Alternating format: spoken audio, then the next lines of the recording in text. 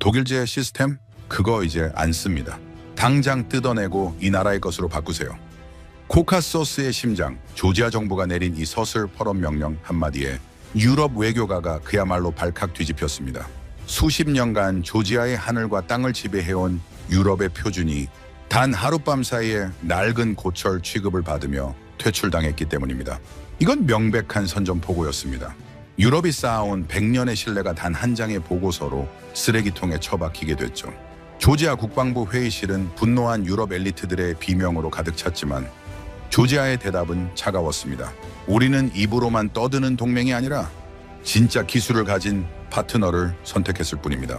18년 전 비겁하게 조지아를 버렸던 유럽이 이제는 이름조차 생소했던 이 동방의 파트너가 설계한 거대한 시스템 안에서 허락을 구해야 하는 처참한 현실. 유럽의 콧대를 꺾고 조지아의 주인을 바꿔버린 이 기적 같은 반전 스토리 지금 시작합니다. 영상을 시청하신 후 마음에 드신다면 좋아요와 구독 버튼을 꾹 눌러주세요. 여러분의 관심이 저에겐 큰 힘이 됩니다. 그럼 바로 시작하겠습니다. 이름을 뺏겨본 자만이 그 피눈물을 압니다. 강대국들의 외교는 냉혹한 계산기로 움직이죠. 러시아의 가스밸브가 잠길까 두려워 친구의 비명을 외면하고 손익을 따지느라 무려 7년 넘게 남의 나라 이름을 지워버린 비겁한 나라들을 저는 보았습니다. 일본이 러시아의 눈치를 보며 계산기를 두드릴 때 단 하루 만에 조지아의 손을 잡은 미친 나라가 있었습니다. 우리도 당신들처럼 이름을 뺏겨봤기에 그 고통을 압니다. 이 말 한마디와 함께 15조 원의 경제 보복을 정면으로 받아낸 독종들이죠.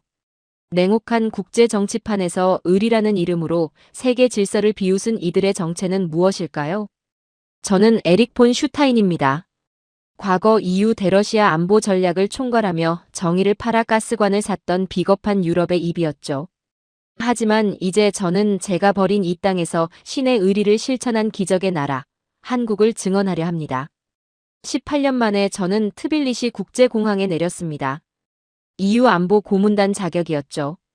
마지막으로 이 땅을 밟았던 날, 저는 조지아 외무장관의 손을 뿌리치고 전용기 트랩을 올랐습니다. 손엔 지원 불가라고 적힌 보고서가 들려 있었고 머릿속엔 러시아의 가스 밸브가 잠기면 유럽이 얼어 죽는다는 공포만 가득했죠.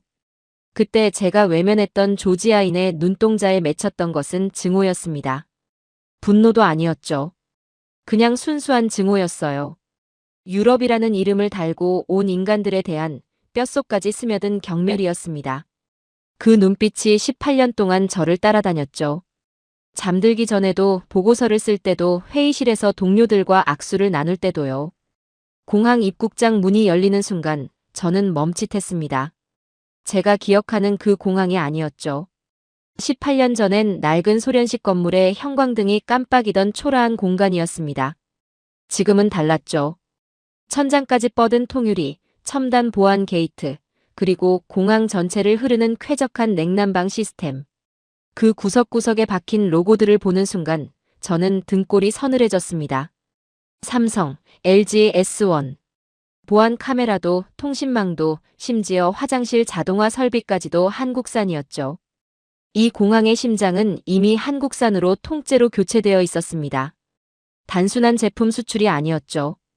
조지아라는 국가의 운영체제 자체가 바뀐 겁니다. 저는 그 사실을 공항 안에 발을 들여놓은 지 채 5분도 안 되어 직감했습니다. 입국 심사대 앞에서 저는 줄을 섰습니다. EU 고문단 여권을 들고서요. 심사관이 여권을 받아들더니 숙소 예약 확인서를 요구했습니다. 제출했죠. 그러자 이번엔 여행자 보험 증서를 내놓으라고 했습니다. EU 안보 고문단 여권을 들고 온 사람에게 보험 증서를 요구하는 나라는 처음이었습니다. 불과 몇 년 전만 해도 이 나라 관료들은 유럽 고위직 명함 하나에 굽실거렸습니다. 그런데 지금 이 심사관은 제 여권 따위엔 전혀 감흥이 없었죠. 오히려 더 꼼꼼하게, 더 단호하게 서류를 들여다봤습니다. 이건 실수가 아니었습니다. 태도였죠. 그때 바로 옆 창구에서 움직임이 보였습니다. 특별협력국 전용이라고 적힌 창구였습니다. 한국인 엔지니어 서너 명이 줄도 없이 다가섰죠. 서류를 꺼내지 않았습니다. 여권을 기계에 댔습니다. 1초였죠. 안면 인식이 끝났고 게이트가 열렸습니다. 심사관은 한마디 질문도 하지 않았습니다. 여권을 돌려줄 때 양손으로 그리고 상체를 살짝 숙였죠. 저는 참지 못하고 심사관에게 물었습니다. 저들은 대체 누굽니까? 어떻게 저렇게 통과할 수 있죠? 심사관이 저를 쳐다보지도 않은 채 답했습니다. 대한민국 국민입니다. 그러고는 짧게 덧붙였죠. 미국도, 영국도, 독일도 우리 땅에서 90일이 지나면 나가야 합니다. 전 세계 어느 나라 시민이든 예외가 없죠. 단 하나 한국만 빼고요. 저분들은 365일입니다. 1년 동안 아무 조건 없이 우리 땅 어디든 살고 일하고 여행할 수 있습니다. 저는 그 말을 듣고 한동안 서 있었습니다. 미국도 안 됩니다. 영국도 안 되죠. 독일도 안 됩니다. 나토 회원국 전체를 통틀어도 이 특권을 가진 나라는 없습니다. 전 세계 표준은 90일입니다. 아무리 친한 우방국이라도 아무리 강한 나라라도 90일이 지나면 짐을 싸야 하죠. 그런데 오직 대한민국 국민만이 조지아의 문을 1년 내내 열고 들어올 수 있습니다. 이건 단순한 외교 혜택이 아니었습니다. 조지아가 대한민국을 이 나라의 재건을 함께 짊어진 동반자로 공식 인정했다는 선언이었죠. 18년 전 우리가 버렸던 이 땅이 지구 반대편 나라의 안방 열쇠를 통째로 내준 겁니다. 유럽연합의 자존심이 무너지는 소리가 들렸습니다. 저는 30분째 그 자리에 서 있었습니다. 미국 외교관도 영국 고위직도 지문을 찍고 방문 목적을 소명하느라 진땀을 빼고 있었죠. 그 순간에도 한국인들은 속속 게이트를 통과하고 있었습니다. 여권의 색깔이 계급이 되는 순간이었습니다. 독일 여권을 든 EU 고문이 바닥에 서 있는 동안 남색 여권을 든 한국인들이 조지아의 심장부를 날아서 통과했죠. 이 공항 자체가 하나의 선언이었습니다. 우리가 누구를 신뢰하는지, 누구의 손을 잡았는지를 온몸으로 보여주는 선언이었죠. 대기구역 한쪽에서 눈에 띄는 장면이 벌어지고 있었습니다. 조지아 국방부 차량 2대가 활주로 바로 옆 게이트에 대기 중이었죠. 일반 외교관들이 공항 셔틀을 기다리는 동안 한국인 엔지니어들은 그 차량에 직접 탑승했습니다. 수행원까지 붙어 있었죠. 저는 옆에 서 있던 리투아니아 국방부 소속 카를리스 대령에게 물었습니다. 저 사람들이 누굽니까? 카를리스가 낮은 목소리로 답했죠. 한화 에어로스페이스 기술진입니다. 조지아 현지 방산 정비창 건설팀이죠. 에릭, 솔직히 말씀드리겠습니다. 우리 리투아니아는 더 이상 독일을 믿지 않습니다. 저는 할 말을 잃었습니다. 나토의 동쪽 끝을 지키는 발트 국가의 대령이 유럽 최강 독일을 공개적으로 불신하며 한국 쪽으로 돌아서고 있었죠. 이건 개인의 감상이 아니었습니다. 이건 유럽 안보 질서의 균열이었죠. 입국을 마치고 나서 안내를 맡은 조지아 외교부 직원이 제 옆에 붙었습니다. 젊은 친구였죠. 가슴엔 배지가 달려 있었습니다. K 거버먼트 스페셜리스트. 한국 정부 연수 출신이라는 표식이었죠. 저는 넌지시 물었습니다. 한국인들에게 저렇게 과한 예우를 하는 건 외교적 형평성에 어긋나지 않나요? 그 친구가 걸음을 멈췄습니다. 그리고 저를 똑바로 쳐다봤죠. 형평성이요? 목소리가 낮았습니다. 당신들이 가스밸브 하나에 우리를 그루지아라고 부르며 버릴 때 한국인들은 우리에게 조지아라는 이름을 돌려주고 이 시스템을 깔아주었습니다. 우리에게 한국 여권은 신분증이 아닙니다. 살아남을 수 있다는 보증서입니다. 저는 아무 말도 할 수 없었습니다. 그 짧은 한마디가 제 30년 외교 경력을 산산조각 냈죠. 우리는 조지아의 민주주의라는 교과서를 던져주고 잊었습니다. 하지만 한국은 그들의 이름을 불러주고 공장의 불을 밝혀주었죠. 우리가 가스비를 계산하는 동안 한국은 15조 원의 보복을 온몸으로 받아내며 조지아의 곁을 지켰습니다. 돈으로 살 수 없는 신뢰를 한국은 피와 땀으로 사들인 겁니다. 오늘 트빌리시 공항의 침묵은 말뿐인 동맹이 실천하는 의리 앞에 무릎을 꿇은 항복 선언이었죠. 그리고 저는 직감했습니다. 이것은 시작에 불과하다는 것을요. 한국이 이 땅에 심어놓은 것이 단지 시스템과 기술만이 아니라는 것을요. 도대체 저 나라는 어디서부터 시작해서 어떻게 여기까지 왔을까요? 그 답은 이름 세 글자에 있었습니다. 조지아. 그리고 그 이름을 되찾아준 나라의 이야기는 지금부터가 진짜였죠. 조지아 외무부 청사는 트빌리시 구시가지 언덕 위에 자리 잡고 있습니다. 18년 전 저는 이 건물 앞에서 사카슈빌리 대통령의 절규를 들었죠. 우리는 그루지아가 아닙니다. 우리는 조지아입니다. 제발 우리의 이름을 불러주십시오. 그 목소리가 얼마나 절박했는지 지금도 귀에 선합니다. 하지만 저는 그날 고개를 저었습니다. 러시아의 가스관이 잠기면 유럽이 얼어 죽는다는 공포가 한 나라의 절규보다 컸던 겁니다. 그리고 18년이 지난 지금 저는 다시 이 건물 앞에 섰습니다. 이번엔 다른 용무로요. 조지아 외무부 고문서실에는 제가 서명했던 문서가 아직 보관되어 있었습니다. 그루지아 표기 고수. 종이 한 장이었죠. 하지만 그 한 장이 한 나라의 이름을 18년 동안 짓밟았습니다. 저는 그 문서를 손에 들고 한동안 아무 말도 할 수 없었습니다. 그루지아. 이 단어가 얼마나 잔인한 이름인지 아십니까? 러시아는 수백 년 동안 조지아를 그루지아라고 불렀습니다. 식민지배의 언어였죠. 러시아 제국이 이 땅을 삼키면서 붙여준 이름이었습니다. 조지아인들에게 그루지아는 단순한 발음 차이가 아니었습니다. 그것은 우리는 아직도 너희를 지배하고 있다는 선언이었죠. 그 이름을 강요당할 때마다 조지아인들은 가슴에 못이 박히는 고통을 느꼈습니다. 그런데 러시아 탱크가 수도 턱밑까지 밀려온 그 전쟁 이후 유럽은 오히려 그루지아라는 이름을 더 공고히 써내려갔습니다. 러시아의 심기를 건드리지 않기 위해서였죠. 가스관 하나가 한 나라의 이름보다 중요했던 겁니다. 저도 그 공범이었습니다. 부끄럽지만 사실입니다.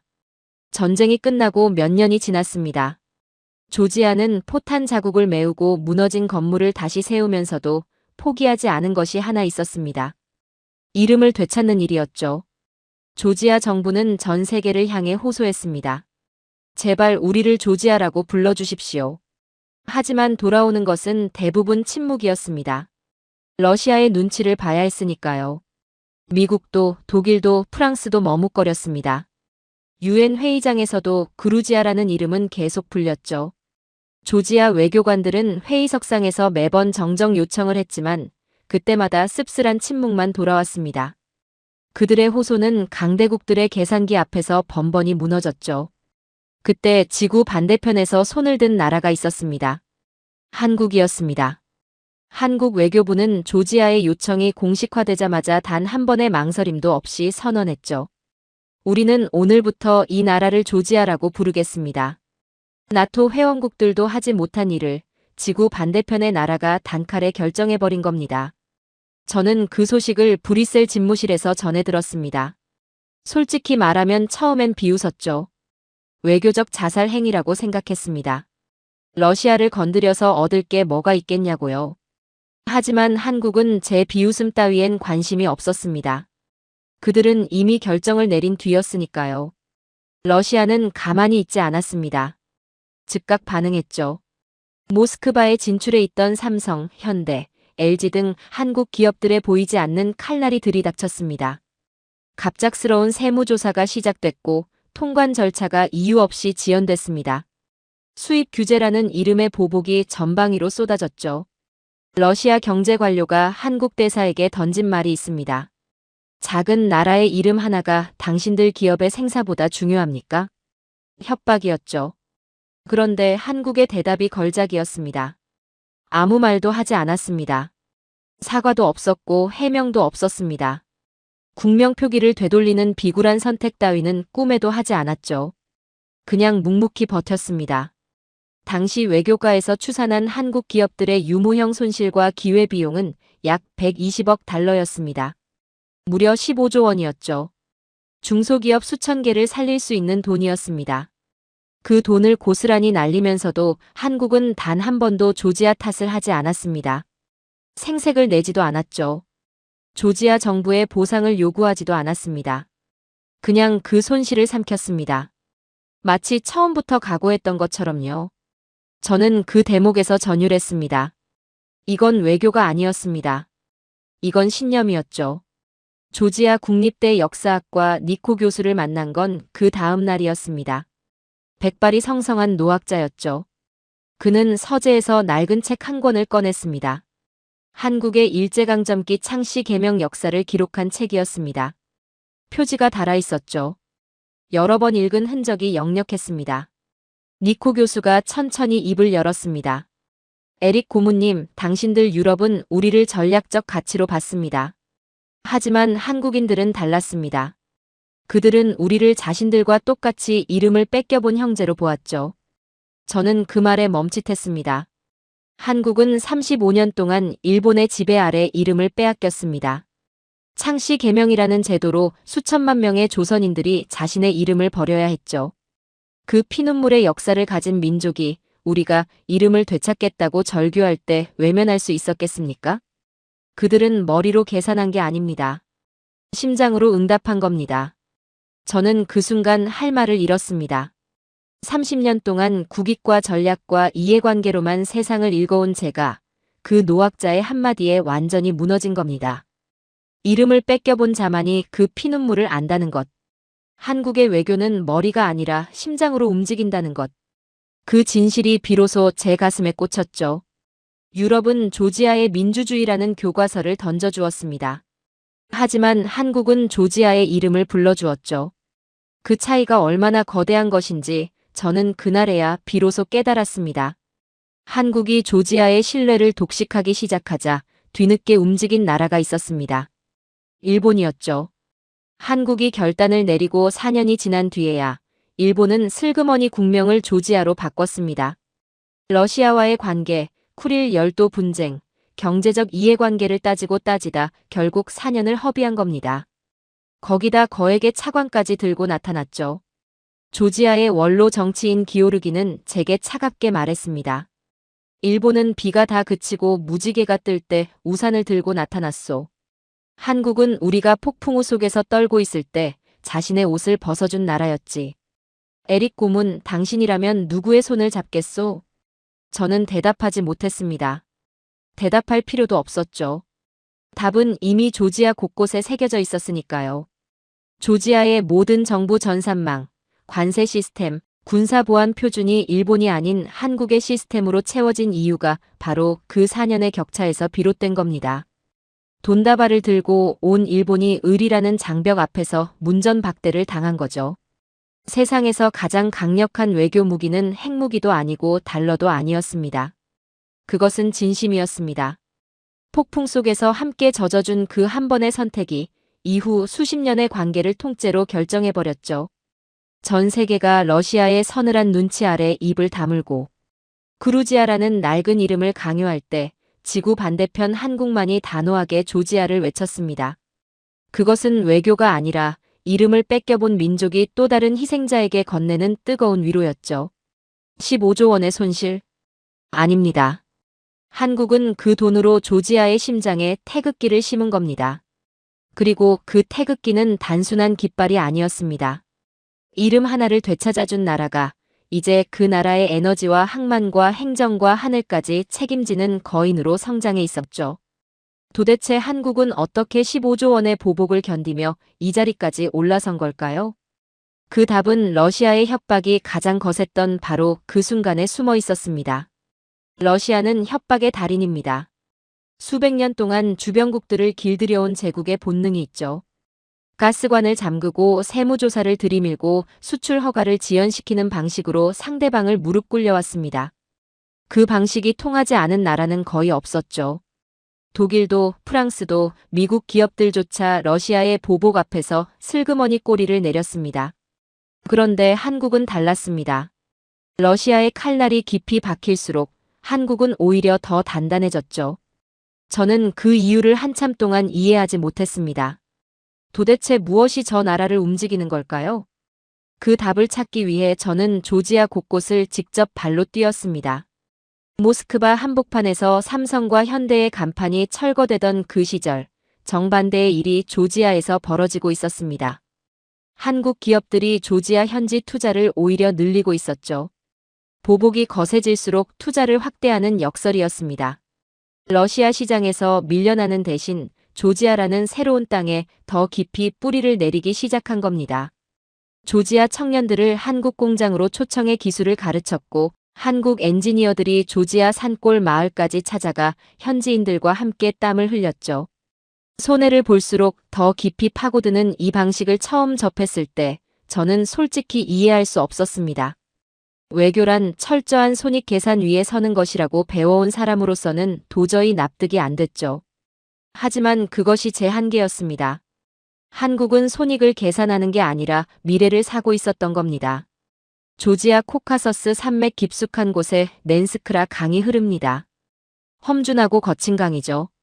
수십 년 동안 아무도 건드리지 못한 강이었습니다. 기술이 없어서가 아니었습니다. 의지가 없어서였죠. 유럽 기업들은 공사 난이도를 핑계로 손을 내저었고 일본 기업들은 수익성이 낮다며 외면했습니다. 그런데 한국 수자원공사 K워터가 그 강 앞에 섰습니다. 낸스크라 수력발전소 사업이었죠. 조지아의 에너지 주권이 걸린 사업이었습니다. 러시아산 전력에 의존하던 조지아가 스스로 전기를 만들어낼 수 있는가, 없는가를 결정짓는 사업이었죠. K워터는 그 도전을 받아들였습니다.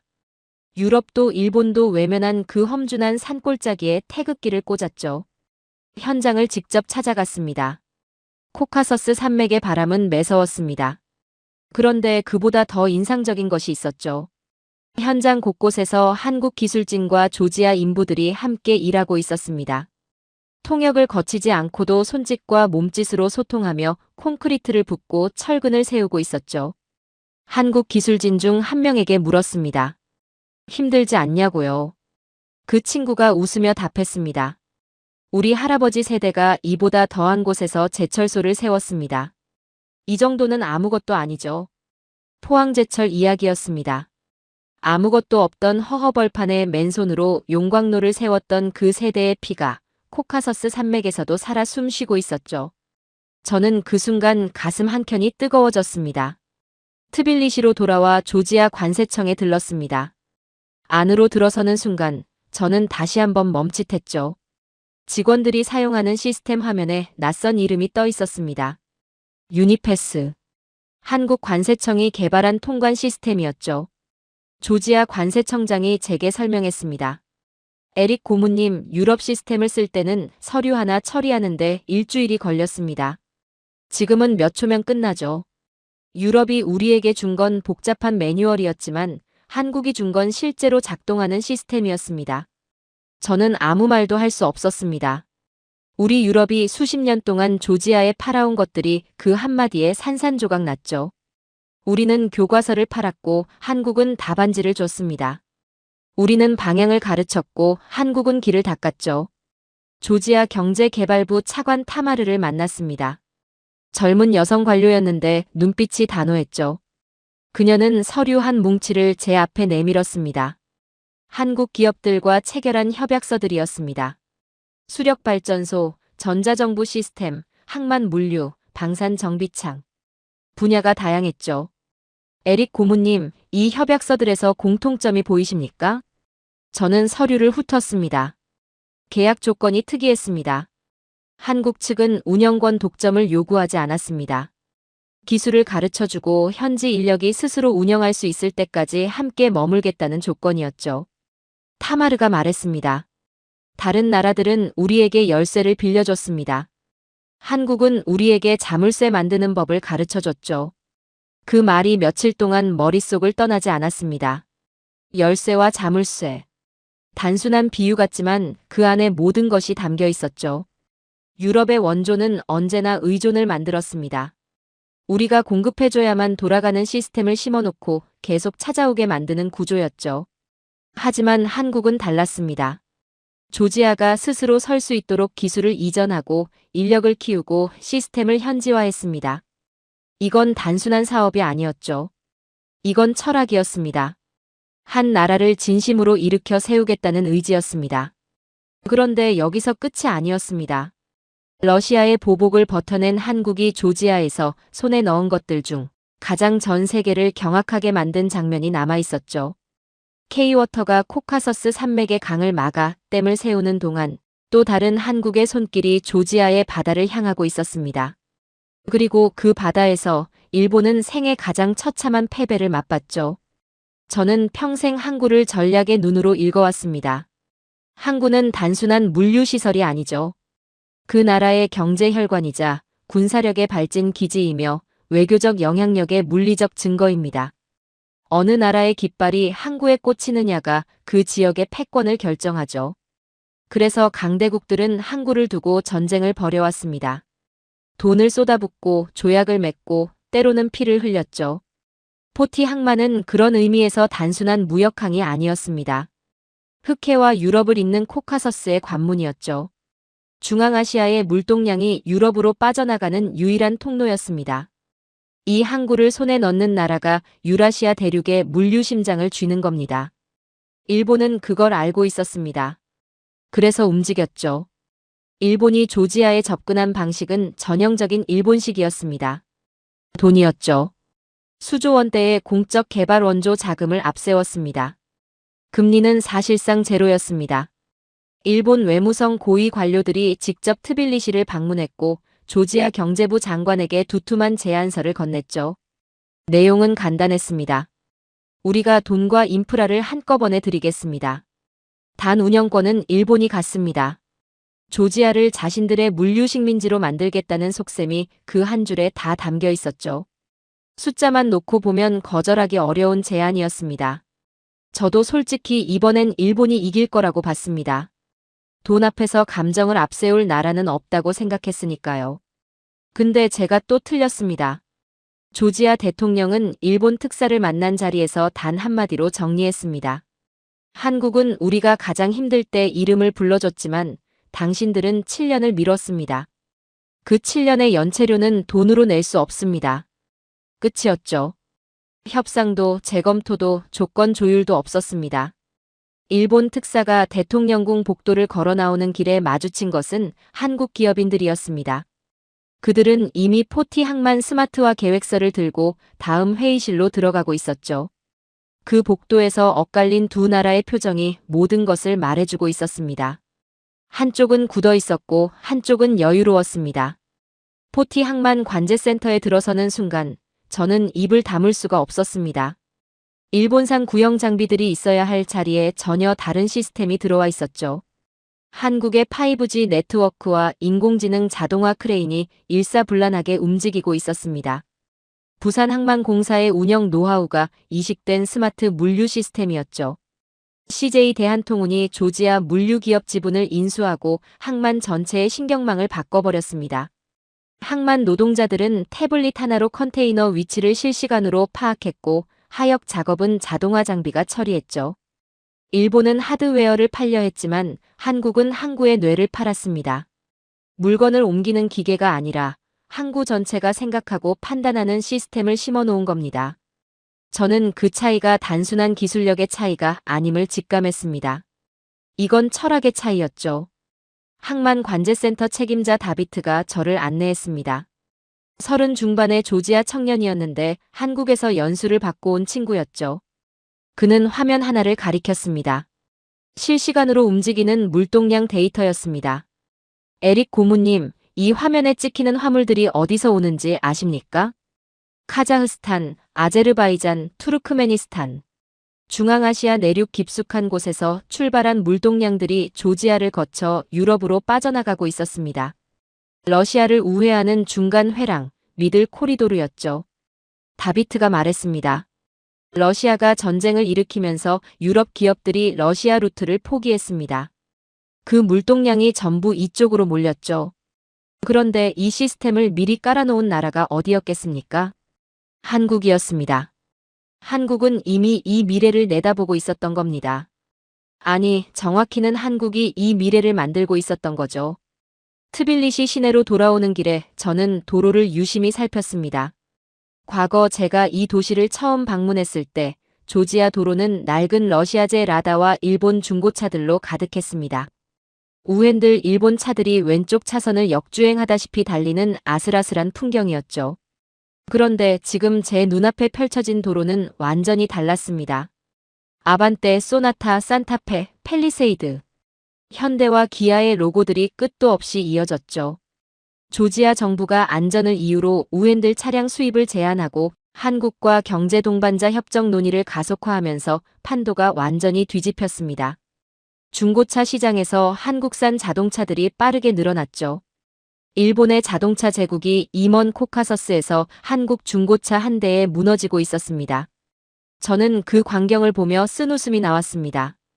도요타 전시장보다 현대차 서비스 센터 앞에 줄이 더 길게 늘어서 있었으니까요.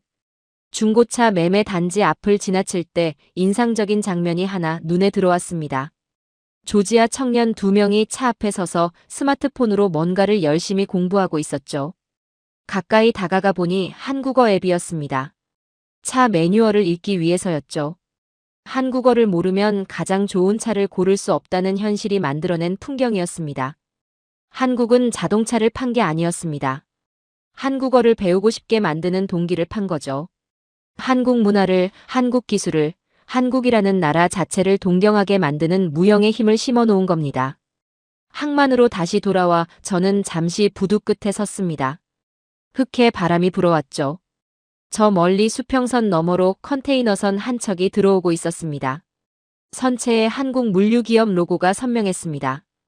일본은 이 항구를 돈으로 사려 했습니다. 운영권을 틀어쥐고 조지아를 자신들의 물류 창고로 만들려 했죠. 하지만 한국은 달랐습니다. 조지아와 함께 이 항구를 키웠습니다. 기술을 나눠주고 인력을 길러내고 시스템을 이식했죠. 그 결과 포티 항만은 일본의 창고가 아니라 조지아의 자랑이 되었습니다. 그리고 그 자랑의 심장부에 한국의 기술이 흐르고 있었죠. 일본은 조지아의 항구를 돈으로 사려 했지만 한국은 조지아의 심장을 진심으로 얻었습니다. 7년을 계산기만 두드리는 동안 한국은 조지아의 험준한 산맥을 뚫고 길을 닦았죠. 오늘 포티 항만의 나붓기는 태극기는 단순한 국기가 아닙니다. 비겁한 자본이 절대로 넘을 수 없는 의리의 성벽입니다. 유라시아 대륙의 물류 맥박을 쥔 나라. 항구 하나를 팔지 않고 대륙 전체의 혈관을 설계한 나라. 그것이 한국이었습니다. 그런데 한국이 조지아에 심어놓은 것은 항구와 도로만이 아니었습니다. 더 놀라운 것은 따로 있었죠. 한국은 조지아라는 나라의 두뇌 자체를 바꿔놓고 있었습니다. 그 이야기는 트빌리시 한복판의 관공서 안에서 시작됩니다. 트빌리시 도심 한복판에 유리로 된 건물이 하나 있습니다. 퍼블릭 서비스 홀이죠. 겉에서 보면 공항 라운지처럼 보입니다. 안으로 들어서는 순간 저는 제 눈을 의심했습니다. 조지아 관공서라고 생각했던 그 공간이 제가 아는 어떤 유럽 행정기관보다 현대적이었죠. 넓고 밝은 홀, 줄지어 선 키오스크, 그리고 번호표 하나 들고 앉아있는 시민들. 제가 독일 베를린 행정청에서 서류 하나 때문에 사흘을 기다렸던 기억이 떠올랐습니다. 그런데 제 앞에서 60대 조지아 노인이 키오스크 앞에 섰습니다. 손가락 몇 번 움직였죠. 15분이었습니다. 여권 갱신이 15분 만에 끝났습니다. 저는 그 장면을 보며 한동안 말을 잊었습니다. 이 시스템의 이름은 한국형 전자정부 표준 프레임워크입니다. 유엔이 선정한 전자정부 부문 세계 1위 국가, 한국이 조지아의 통째로 이식한 시스템이죠. 조지아는 구소련 시절부터 이어진 고질적인 행정 부패와 느린 처리 속도로 몸살을 앓고 있었습니다. 유럽도 이 문제를 알고 있었죠. 하지만 유럽이 내놓은 해법은 두꺼운 매뉴얼과 복잡한 컨설팅 계약이었습니다. 비용은 천문학적이었고 실제로 작동하기까지 걸리는 시간은 10년이 넘었죠. 조지아 정부는 지쳐 있었습니다. 그때 한국이 다른 제안을 들고 왔습니다. 우리가 직접 깔아드리겠습니다. 그리고 당신들 스스로 운영할 수 있을 때까지 함께 있겠습니다. 말이 아니라 행동이었죠. 퍼블릭 서비스 홀 담당 국장 나노를 만났습니다. 40대 초반의 여성이었는데 목소리에 자부심이 넘쳤죠. 에릭 고문님, 이 건물이 생기기 전에 조지아 시민들이 여권 하나 갱신하려면 어떻게 했는지 아십니까? 저는 모른다고 했습니다. 서류를 만들어서 담당자를 찾아가야 했습니다. 담당자가 자리를 비우면 다음 날 다시 와야 했죠. 그 담당자가 뭔가를 요구하면 줘야 했습니다. 그게 이 나라의 일상이었어요. 그런데 지금은 어떻습니까? 나노가 홀 안을 가리켰습니다. 키오스크 앞에 줄 선 시민들, 15분 만에 서류를 받아들고 나가는 노인들, 투명한 유리 너머로 보이는 직원들의 분주한 손놀림. 부패가 사라졌습니다. 담당자 얼굴을 볼 필요가 없으니까요. 한국이 우리에게 준 건 시스템이 아닙니다. 청렴이라는 문화입니다. 저는 그 말에 전율했습니다. 시스템이 문화를 바꾼다는 것. 기술이 사람의 행동 양식을 바꾼다는 것. 유럽은 조지아의 민주주의를 가르치겠다며 수십 년을 설교했습니다. 하지만 정작 조지아 시민들의 삶을 바꾼 건 민주주의의 강의가 아니라 키오스크 하나였죠. 15분이라는 숫자가 가진 힘이 그것이었습니다. 줄 서는 시간이 줄어들면 뇌물이 사라집니다. 담당자 얼굴을 안 봐도 되면 눈치를 안 봐도 되죠. 한국은 설교하지 않고 구조를 바꿨습니다. 그것이 유럽이 수십 년 동안 하지 못한 일이었습니다. 트빌리시 외곽에 한국형 테크노파크가 들어서고 있다는 이야기를 들었습니다. 현장을 찾아갔죠. 아직 완공되지 않은 건물들 사이로 젊은 조지아 청년들이 분주하게 오가고 있었습니다. 한국 중소벤처기업부와 조지아 경제개발부가 손잡고 만들어가는 공간이었죠. 판교 테크노밸리를 모델로 한 창업 생태계였습니다. 컨테이너를 개조한 임시 사무실 안을 들여다봤습니다. 조지아 청년 서너시 노트북 앞에 앉아 있었죠. 화면에 떠 있는 것은 한국어로 된 코딩 매뉴얼이었습니다. 제가 물었습니다. 한국어를 배웁니까? 청년 하나가 고개를 들며 답했죠. 한국 시스템을 제대로 다루려면 한국어를 알아야 합니다. 그리고 한국 기업과 함께 창업하려면 더 잘 알아야 하죠. 우리한테 한국어는 미래로 가는 언어입니다. 저는 그 한마디를 듣고 한참 동안 그 자리를 떠나지 못했습니다. 한국이 조지아의 미래 세대가 꾸는 꿈의 언어가 되어 있었습니다. 유럽 행정 고문단이 이 시스템을 견학하러 왔다는 이야기를 나노에게 들었습니다. 언제 있었던 일이냐고 물었죠. 석 달 전이었습니다. 독일, 프랑스, 벨기에에서 왔습니다. 그들의 반응이 어땠냐고 물었습니다. 나노가 잠깐 웃었습니다. 아무 말도 안 했습니다. 그냥 한참 서 있다가 갔죠. 그런데 돌아가기 전에 한 분이 이렇게 물었습니다. 이 시스템 우리도 도입할 수 있겠냐고요. 저는 그 대목에서 뭔가가 머릿속에서 딱 맞아떨어지는 느낌을 받았습니다. 유럽이 조지아를 견학하러 오는 시대가 된 겁니다. 가르치러 왔던 나라들이 배우러 돌아온 거죠. 한국이 만들어낸 이 역전의 풍경이 저에게는 어떤 외교 문서보다 강력한 선언처럼 들렸습니다. 조지아 국세청도 들렀습니다. 세금 신고 시스템이 한국의 홈택스를 기반으로 재설계되어 있었죠. 담당자가 화면을 보여주며 설명했습니다. 탈세 적발률이 시스템 도입 이후 3배 이상 올랐다고 했습니다. 세수가 늘었고 그 돈이 도로와 병원과 학교로 흘러들어갔죠. 한국이 심어준 시스템 하나가 조지아 국민들의 밥상을 바꾸고 있었습니다. 저는 그제야 이해했습니다. 한국이 조지아에 이식한 것이 단순한 소프트웨어가 아니라는 걸요. 국가가 제대로 작동하는 방식, 공무원이 시민을 대하는 태도, 세금이 국민에게 돌아오는 구조. 그 모든 것을 한꺼번에 바꿔놓은 겁니다. 침략 없는 지배였습니다. 총성 없는 승리였죠. 유럽의 강대국들이 조지아의 민주주의를 배우라며 훈계할 때 한국은 조지아인들의 줄 서는 시간을 줄여주고 세금을 투명하게 지켜주는 디지털 방패를 건넸습니다. 오늘 트빌리시 관공서에 켜진 수만 개의 모니터에는 한국의 기술이 흐르고 있습니다. 조지아는 지금 한국의 심장 박동에 맞춰 숨을 쉬고 있죠. 그런데 저는 이 모든 것을 보면서도 한 가지 질문이 머릿속을 떠나지 않았습니다. 한국이 조지아의 행정을 바꾸고 항만을 세우고 에너지를 책임지는 동안 정작 이 나라의 안보는 누가 지키고 있는 걸까요? 그 답은 제가 예상했던 것보다 훨씬 더 충격적이었습니다. 조지아 국방부 건물은 트빌리시 외곽 언덕에 자리 잡고 있습니다. 외관은 소박하죠. 하지만 그 안에 들어서는 순간 저는 전혀 다른 세계와 마주쳤습니다. 복도 한쪽 벽면에 지도가 걸려 있었습니다. 조지아 국경선을 따라 촘촘하게 표시된 방어 거점들이었죠. 그 거점마다 붙어있는 장비 코드들을 보는 순간 저는 등골이 서늘해졌습니다. K2, 천궁, 한화. 나토 표준 장비 코드가 아니었습니다. 한국 방산 기업과 무기의 이름이었죠. 저는 그 지도 앞에서 한동안 움직이지 못했습니다. 조지아의 국경을 지키는 것이 유럽의 약속이 아니라 한국의 강철이었습니다. 조지아 국방부 차관 기오르기 베리아가 저를 안내했습니다. 50대 초반의 군인 출신 관료였는데 걸음걸이에서 단단함이 느껴졌죠. 그는 지하 브리핑룸으로 저를 데려갔습니다. 테이블 위에 2개의 서류 뭉치가 나란히 놓여 있었습니다. 하나는 낡고 두꺼웠습니다. 독일 레오파르트 전차 도입 협상 기록이었죠. 다른 하나는 깔끔하고 얇았습니다. K2 흑표 전차 도입 계약서였습니다. 베리아가 낡은 서류를 가리켰습니다. 우리가 독일의 전차를 요청한 게 언제인지 아십니까? 재고 부족, 정치적 리스크, 납기 불가. 변명만 늘어놓더니 결국 5년 뒤에 인도하겠다고 통보했죠. 그가 얇은 서류를 가리켰습니다. 한국은 달랐습니다. K2 흑표는 세계에서 가장 빠른 전차 중 하나입니다.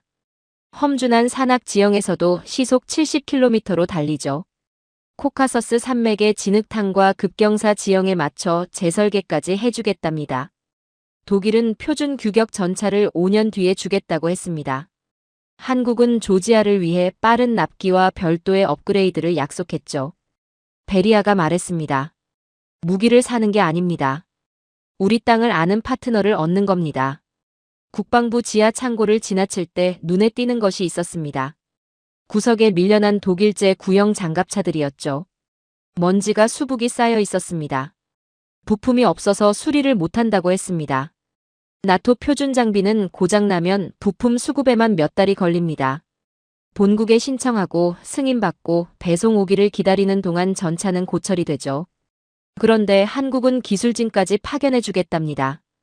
독일 교관들은 퇴근 시간을 따집니다. 그 차이가 전장에서는 생사를 가릅니다. 저는 그 말을 들으며 리투아니아 대령 카를리스가 공항에서 했던 말을 떠올렸습니다. 우리는 더 이상 독일을 믿지 않는다.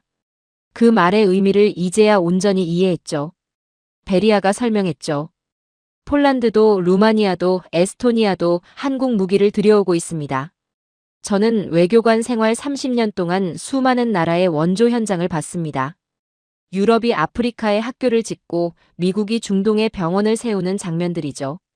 그런데 그 원조들에는 공통점이 있었습니다. 건물을 짓고 사진을 찍고 떠난다는 겁니다.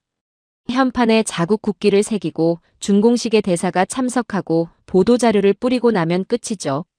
그 뒤에 그 건물이 제대로 운영되는지 현지인들이 실제로 쓸 수 있는지는 관심 밖이었습니다. 저도 그게 원조의 방식이라고 당연하게 여겼죠. 그런데 조지아에서 한국의 방식을 보고 나서 저는 그 당연함을 버려야 했습니다. 트빌리시 외곽에 한국농촌진흥청 코피아 센터가 운영하는 스마트팜이 있습니다. 조지아는 겨울이 깁니다. 코카서스 산맥에서 내려오는 한파가 몇 달씩 이어지죠. 그 때문에 신선한 채소를 전량 수입에 의존해왔습니다. 유럽 농업 전문가들은 고산지대의 기후 조건을 들며 현지 재배는 현실적으로 어렵다고 했죠. 한국은 다른 접근을 했습니다. 유리온실을 짓고 한국산 딸기 품종을 들여오고 조지아 농부들에게 재배 기술을 직접 전수했습니다. 결과는 분명했죠. 영하의 날씨에도 딸기가 열렸습니다. 그런데 제가 주목한 건 딸기가 아니었습니다. 온실을 관리하는 사람들이었죠. 전부 조지아 현지 농부들이었습니다. 한국 기술진은 이미 옆으로 물러나 있었습니다. 현지인이 스스로 운영하고 있었죠. 저는 그 장면에서 멈칫했습니다. 건물만 짓고 떠나는 원조와 사람을 키우고 떠나는 원조의 차이를 눈으로 본 겁니다. 온실 관리 책임자 주라부를 잠깐 만났습니다. 60대 농부였는데 말이 많지 않은 사람이었죠. 한국 기술진에 대해 어땠냐고 물었습니다. 그가 짧게 답했습니다. 처음엔 다들 장화 신고 왔습니다. 흙부터 팠죠. 그 한마디면 충분했습니다. 보고서를 들고 온 사람들과 장화를 신고 온 사람들의 차이. 조지아 농부들이 한국 기술진을 신뢰하게 된 이유가 거기 있었습니다. 트빌리시 국립병원을 찾았습니다. 한국 서울대 병원과 아산병원의 의료 시스템이 이식된 곳이죠. 불과 몇 년 전만 해도 조지아 상류층은 큰 수술이 필요하면 독일이나 터키로 떠났습니다. 자국 의료를 믿지 못했던 겁니다. 지금은 달라졌습니다. 복도에서 심장외과 의사 니노를 만났습니다. 한국에서 1년간 연수를 받고 돌아온 의사였죠. 가장 크게 달라진 것이 무엇이냐고 물었습니다. 니노가 답했습니다. 환자들이 더 이상 외국으로 떠나지 않습니다. 짧은 한마디였지만 그 안에 모든 것이 담겨 있었죠. 자국 의료에 대한 신뢰가 생겼다는 것. 그 신뢰를 만들어준 것이 한국의 기술 이전이었다는 것. 병원 정문 앞에는 작은 기념비가 서 있었습니다. 한국 의료진에 대한 감사가 조지아어와 한국어로 나란히 새겨져 있었죠. 국가가 세운 기념비가 아니었습니다. 병원 측이 자발적으로 세운 것이었습니다. 저는 그 기념비 앞에서 유럽이 수십 년 동안 조지아에 세운 것들을 떠올렸습니다. 우리가 세운 것들은 대부분 우리 스스로를 위한 것이었습니다. 현판에 유럽연합 로고를 새긴 건물들, 우리 기업이 수주한 공사들. 조지아인들이 자발적으로 감사비를 세운 적은 단 한 번도 없었죠. 세종학당 한국어 교실을 찾아갔습니다. 트빌리시 외곽의 작은 건물이었죠. 교실 안에는 10대 청소년들이 앉아 있었습니다. 선생님은 조지아인이었습니다. 한국에서 공부하고 돌아온 현지인이었죠. 수업 내용이 흥미로웠습니다. 한국어 문법이 아니었습니다. 한국 기업 취업 준비, 한국 대학 입학 절차, 한국 기술 자격증 취득 방법이었죠. 한국어가 목적이 아니라 수단이 된 겁니다. 더 나은 미래로 가는 실질적인 통로였습니다.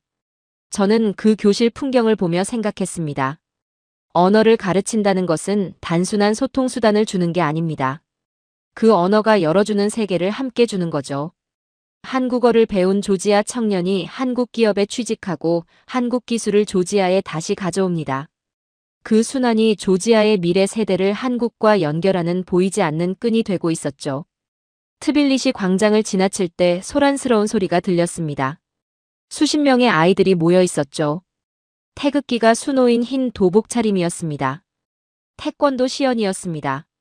조지아는 레슬링과 유도의 나라입니다.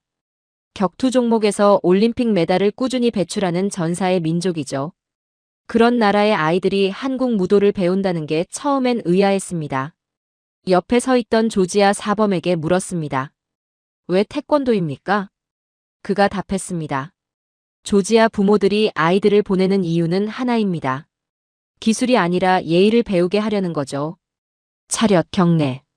이 두 마디를 몸에 익히게 하려는 겁니다. 수십 명의 아이들이 일제히 허리를 숙였습니다. 저는 그 장면을 한동안 바라봤습니다. 한국은 조지아에 강철을 주고 시스템을 주고 기술을 줬습니다. 그리고 마지막으로 예의를 줬죠. 그 예의를 조지아의 다음 세대가 몸으로 익히고 있었습니다. 마지막 날 저녁, 베리아 차관 가족의 초대를 받았습니다. 식탁에 앉는 순간 낯선 것이 눈에 들어왔습니다.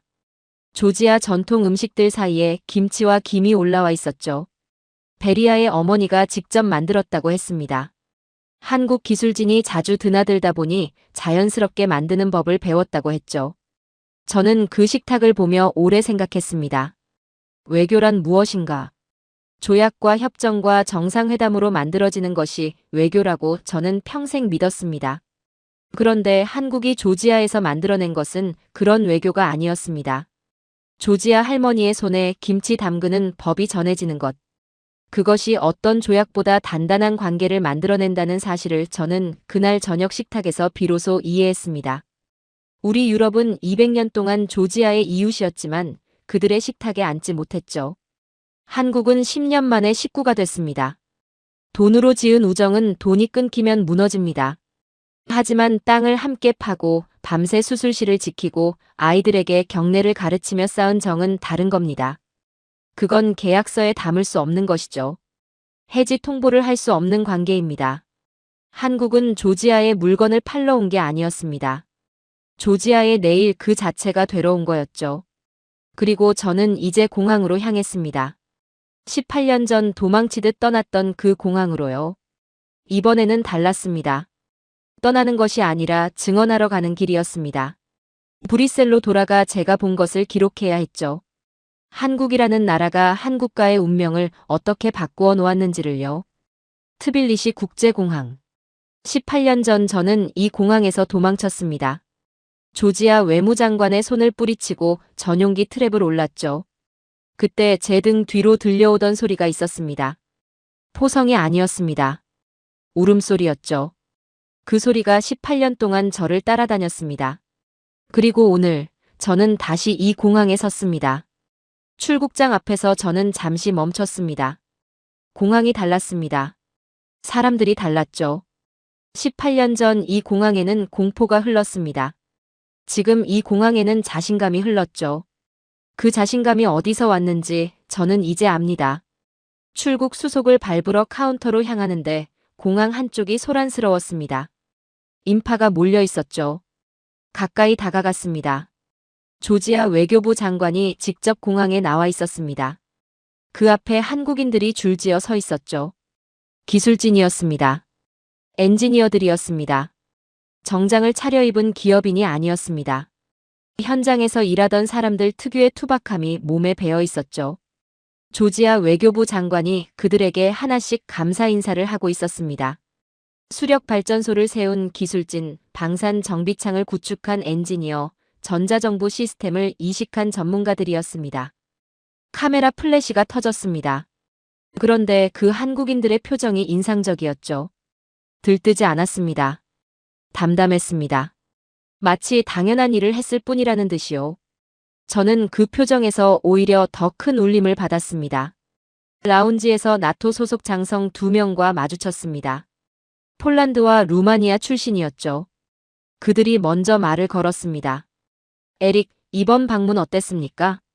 저는 솔직하게 답했습니다. 충격적이었다고요. 장성 중 한 명이 낮은 목소리로 말했습니다. 우리도 마찬가지입니다. 발트 3국도 같은 결론에 도달하고 있죠.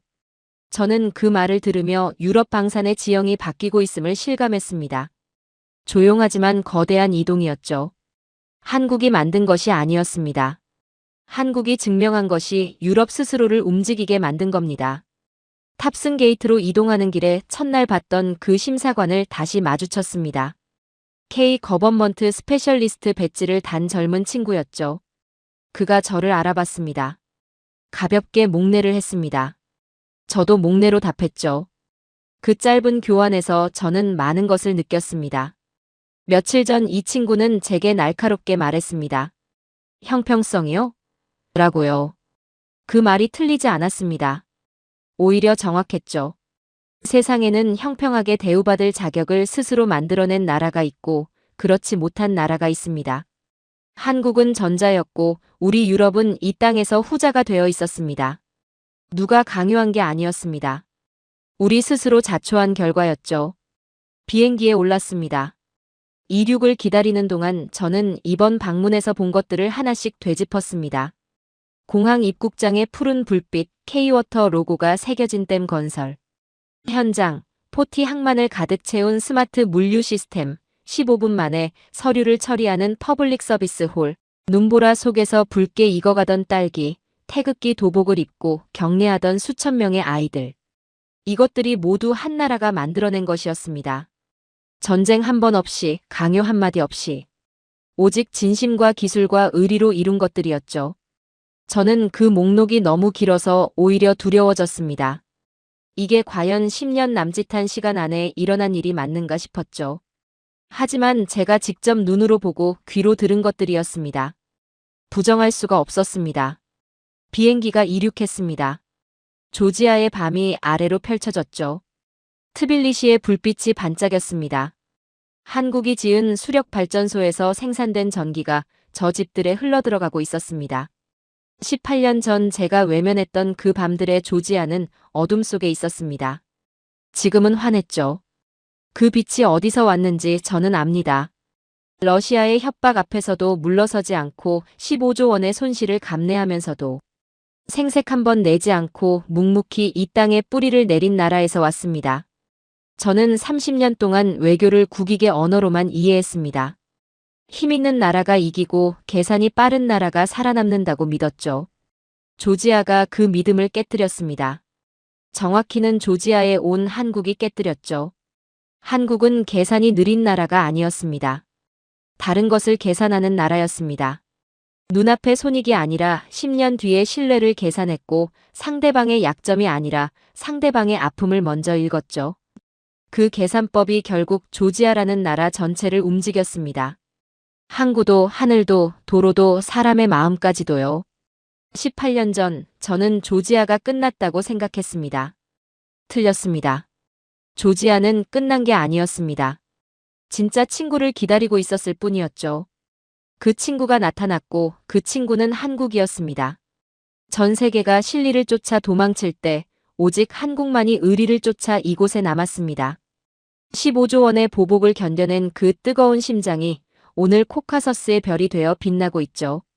저는 브뤼셀로 돌아가 보고서를 쓸 겁니다. 제목은 이미 정해져 있습니다. 한국, 코카서스의 심장을 쥐다. 그리고 그 보고서의 첫 문장은 이렇게 시작할 겁니다. 우리가 계산기를 두드리는 동안 한국은 역사를 썼다. 그대들은 더 이상 작지 않습니다. 그대들은 이미 세계의 영혼을 움직이는 거인입니다. 오늘의 사연은 여기까지입니다. 이름을 뺏겼던 민족이 이제는 타국의 이름을 되찾아주는 거인이 되었습니다. 유럽의 엘리트가 경악한 한국의 의리는 조지아의 운명을 통째로 바꿨습니다.